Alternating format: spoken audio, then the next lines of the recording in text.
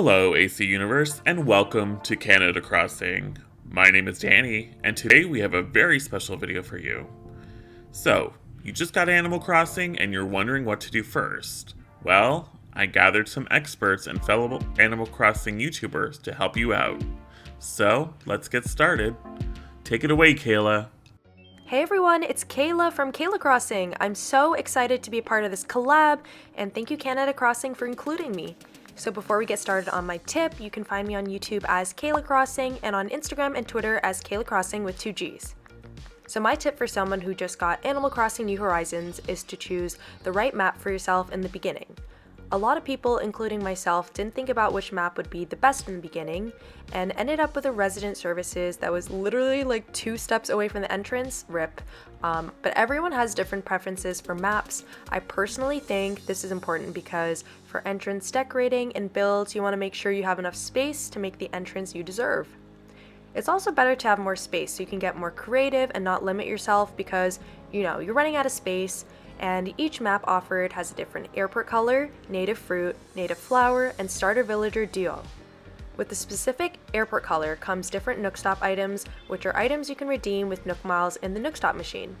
If you choose a map that you aren't happy with, just quit the game and restart again until you get the map that is perfect for you. Keep in mind, you cannot change your name or island name afterwards, so make sure it's something you can stick with. So that's my tip for an ACNH beginner. Hello friends, I am Peachie Llama here on YouTube, and today I am so excited to be collaborating to Canada Crossing's video to help all of you guys that are just new to the game and starting out during the holiday season. So when your first real day on the island starts, Tom Nook will give you an itemized bill.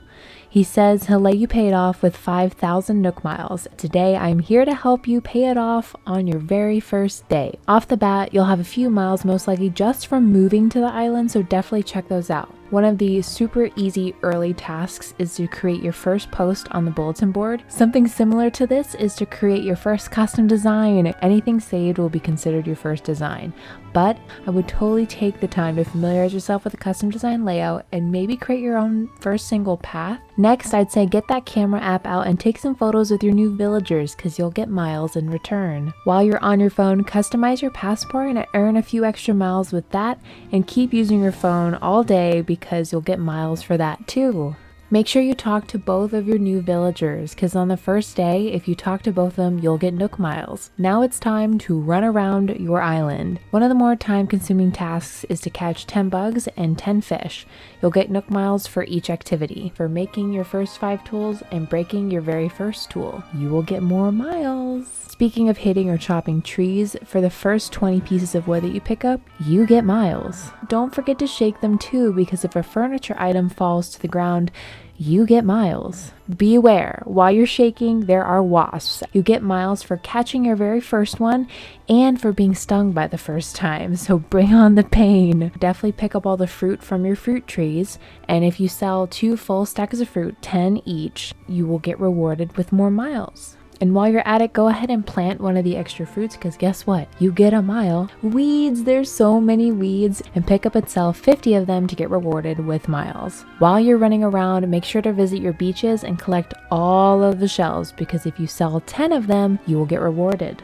All the selling that you did should also give you some Nook Miles, and your first purchase with Timmy will also give you some Nook Miles. With enough bells upon completing the DIY workshop with Tom Nook, you should be able to buy a DIY set from Timmy inside the tent, and that'll help you build up your DIY collection because your first 10 that are learned will also reward you with Nook Miles. Next purchase you have to do is get a wetsuit. If you can't cross your rivers or you can't access the rest of your island, you can swim around to it. But on top of that, you can find sea creatures. And if you collect 5 of them, you will get Nook Miles. And if you find a scallop and give it to our dear friend Pascal, you will also get rewarded. Another thing to make sure you purchase is 10 flower seeds. If you plant and water 10 of them, you'll get rewarded for each activity. And while we're at it, buying some greenery, pick up some saplings, and if you plant 5 of them, you will also get rewarded. Make sure to pick up a slingshot from Timmy because you have a lot of floating balloons to shoot down. If you knock down 5 of them on your first day, you will get Nook Miles. You need 5 furniture items in your tent to get Nook Miles, and then 10 around the island outside to get Nook Miles. And that, my friends, is all the Nook Mile reward tasks you can do on your first day on the island to rack up those points and pay off your loan. With that, I hope you guys have so much fun on your islands, and I will see you next time. Bye! Hey y'all, I'm Jamie, aka Mom Crossing here on YouTube. And today, we're going to be talking about rocks. Okay, maybe not the most interesting, but I promise it'll be worth your while. In Animal Crossing, your island will produce 6 rocks, and those rocks will give you materials such as clay, stone, iron ore, and sometimes, if you're really lucky, some gold nuggets. You just have to hit them first. But the problem is if you use your axe or your shovel to hit the rocks, you'll get knocked back every time, only allowing you to hit the rock a total of 7 times. But there's a secret. If you dig 2 holes directly behind you, it'll stop you from moving, so you are able to then hit the rock 8 times, which will not only give you more materials, but it will also unlock Nook Miles points, which are super important to early gameplay. There's another thing you should know about rocks. When you hit them, you might be surprised to find a money rock. Each day, your island will randomly generate a money rock in your existing rocks. So 5 will give you materials and 1 will give you bells. It'll change every day, so you just have to go around hitting all of your rocks. Don't be scared if you see a bug come out of your rock when you hit it, but do grab your net. Because if you can catch it, then you can go scare the pants off of Blathers by giving him bugs. And you can donate them to your museum if you haven't already. The last thing you should be aware of, because I so was not, if you eat a food item and then hit a rock, it'll break it. But don't worry, it's not going anywhere. Well, it is right now, but it'll be back tomorrow. Now, if you need to break a lot of rocks, eat as much fruit as you need to, hit your rocks, and then they will regenerate 1 rock per day starting the next day. Happy gaming! Well, hello everyone, this is Mila. I'm from Cinnamilla YouTube channel, and I'm here today to give you some beginning money tips for Animal Crossing New Horizons. So I think I have 3 really good tips for the beginning of the game, and the first one is selling your not native fruit on your island. So this means, for example, if your native fruit, so the fruit tree that you find in the beginning of the game on your island, if it's, for example, peaches, anything that is not peaches is gonna sell very well in your Nook's Cranny, so you will make at least twice the price with the other fruits. And how are you gonna get these fruit? Well, I think Mom will send you some mail that will include some of your not native fruit. So for example, if you have peaches, Mom will probably send you pears or apples or something. So I would highly suggest that you build a little orchard, so don't eat these fruit or sell them, just plant them, so in a couple of days you will have some sister fruits around your island, and you can make a lot of profit by selling these fruit. Also, you will find some sister fruit on Nook Mile Mystery Islands, so there is one island randomly that will have the opposite to your fruit, so I would highly suggest that you collect all those fruit, plant them around your island, or make a cute little orchard and use this to make some money. Also, if you do have Nintendo Online and a friend to play with, you can also travel to your friend's island if they have a different native fruit and sell, for example, if you have those peaches, you can sell those peaches if your friend has not peach as their native fruit. So this is hands down a really good method to make some good money in the beginning of the game. Second thing that you can do is sell those fossils that you don't need. So once you start donating fossils to the museum, once you start getting duplicates, those duplicate fossils will make you a really good money. And the third tip is by diving, which is personally something that I don't do very often, but from what I've heard, diving is a really good way of making some bells. So check that out definitely. You're gonna need a diving suit from Nook's Cranny, and I think the more difficult the catch is, the more money it will give you. So definitely check that out. These are my little money tips. I hope they help you out, and I'm hoping to see you around my channel as well. On to the next tip we go. Hello everyone, my name is Taya, aka LilBranches Crossing here on YouTube, and Drago and I are here to talk to you about watering your flowers. You do not need to water your flowers every single day in order for them to bloom. Watering your flowers is to promote hybridization of your flowers. As you can see beside me, I have an orange Cosmo and I have a pink Cosmo. So these are the hybrids that I have. Red, yellow, and white are the colors that I can buy from the shop. And then by placing red, white, and yellow flowers beside each other, you may get some hybrids. Some hybrids are much more difficult to get than others. I would suggest that when you're first starting out with the game, to not focus on getting specific hybrids, but to just put your flowers spaced away from each other nicely like this, so that you can get some hybrids just kind of by accident as you water them. For example, I will break up these flowers and I'll break up these flowers here so that there's some spacing in between so that the hybrids can go in between the flowers. So I also have some windflowers over here that have not produced any hybrids yet. And over here I have a field of pansies, which I find personally quite difficult to breed, but I already have a few oranges coming in. There are 3 different kinds of watering cans you can get in Animal Crossing New Horizons. There is the flimsy watering can, there is the normal watering can, and then after this there is a golden watering can. So the differences between them are the amounts that you can water. The flimsy watering can will just water 1 flower at a time. As you can see, Drago is watering 1 flower at a time, which is what the flimsy watering can will do. And I have a regular one which will water 6 tiles. So it'll water the 2 beside me, the 1 I'm standing on, and the 3 in front of me. And lastly, we have the golden watering can, and this can be obtained when you hit 5 stars on your island, and it will water 9 tiles. Thank you so much again to Danny from Canada Crossing for including me on this collab. Have a great day! What's up, my fellow gamers? My name is Ita, and you may know me from my YouTube channel Tinland Crossing, where I make Animal Crossing videos, mainly speed builds. And my number 1 tip for a new Animal Crossing New Horizons player is catch everything. I mean everything that moves. Bugs, fish, and sea creatures, because there are so many benefits to it.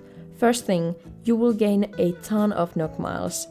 With Nook Miles, you can unlock new fun features and items to spice up your island life. Second thing, you can donate them to Tom Nook and later the Blathers. This way, you will expand your museum, and completing collections is just super fun, am I right? The third thing is, you can unlock new cooking recipes by catching some specific creatures. And lastly, you can earn a lot of bells by selling the stuff you don't need. For example, some of these creatures cost a lot of bells, so you can earn a good amount quite fast. You can check your Nook Phone's Critterpedia to see what you have already caught and donated to the museum. Honestly, catching bugs and fish is one of my favorite things to do when playing Animal Crossing daily.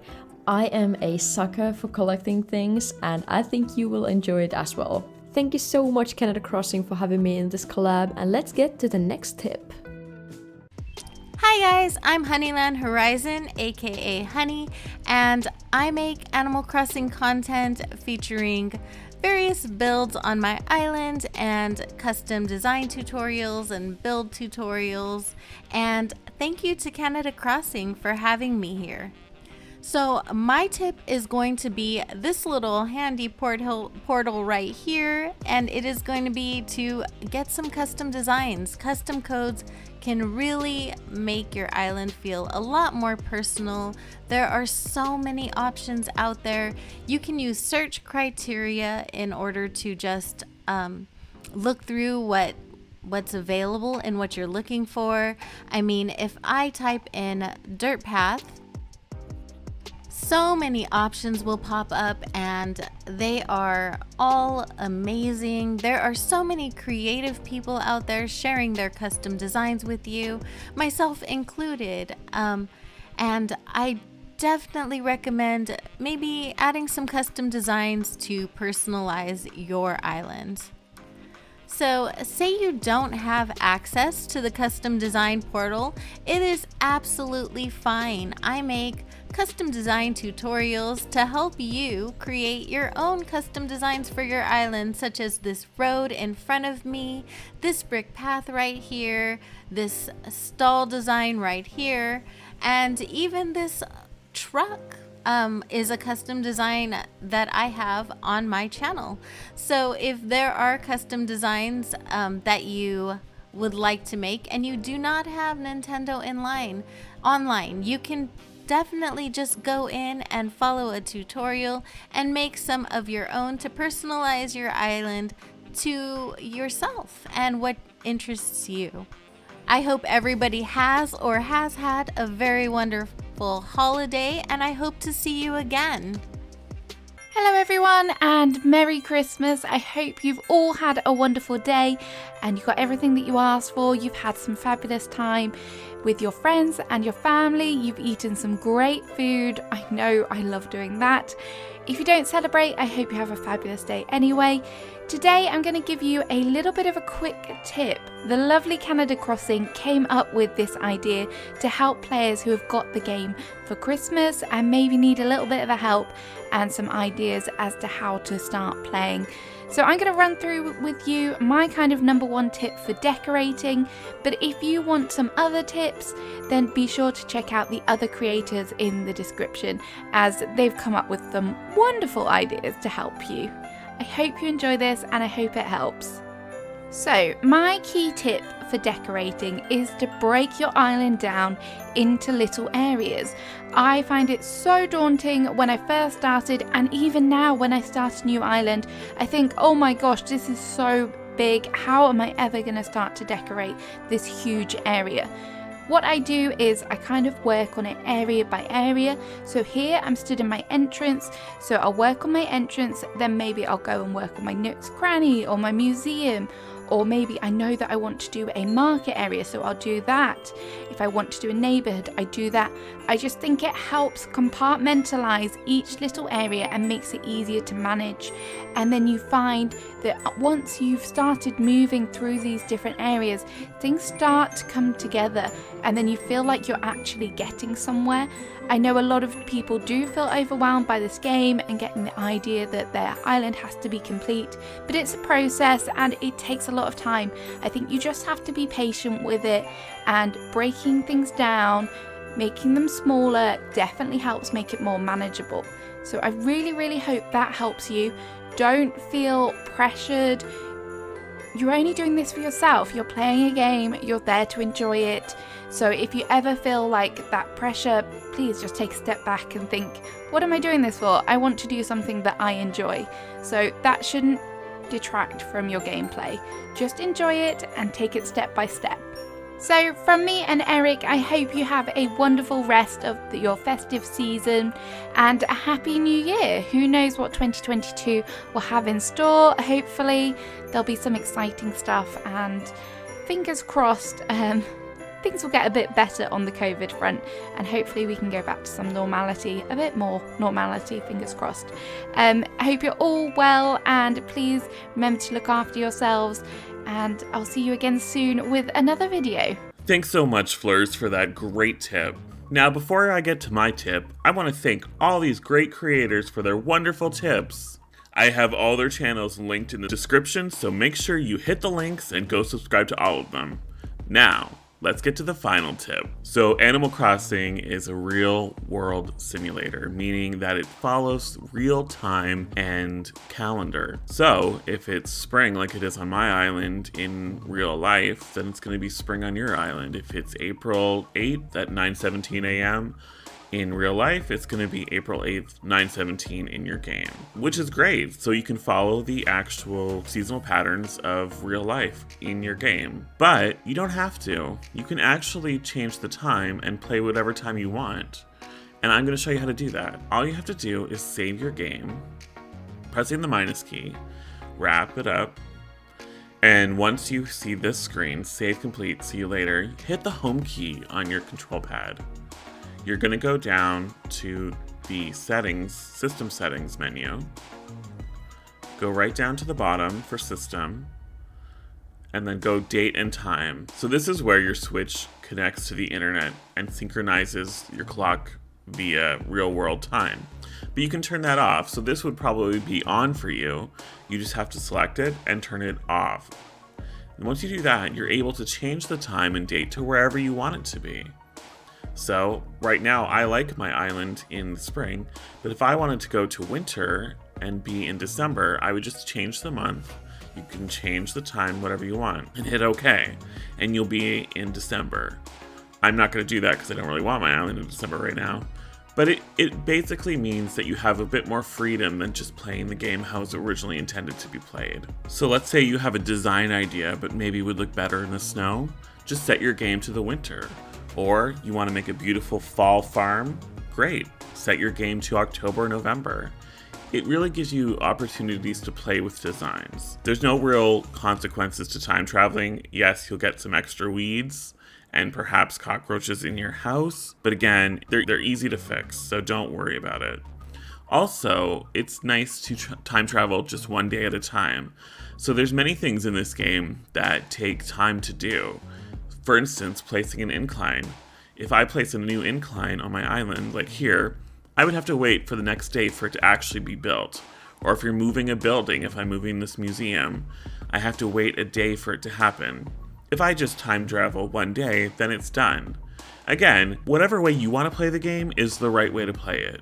So if you're happy playing one day at a time and playing the actual real world time, hey, I did it too. But I also do it this way. It depends on how you want to play. That's going to be all our tips for today. Thank you again to all these amazing creators. I love you guys. I'm so excited that you got Animal Crossing, and I'm so excited that you're getting to play the best game ever for the first time. Enjoy it, and I'll see you in the next video.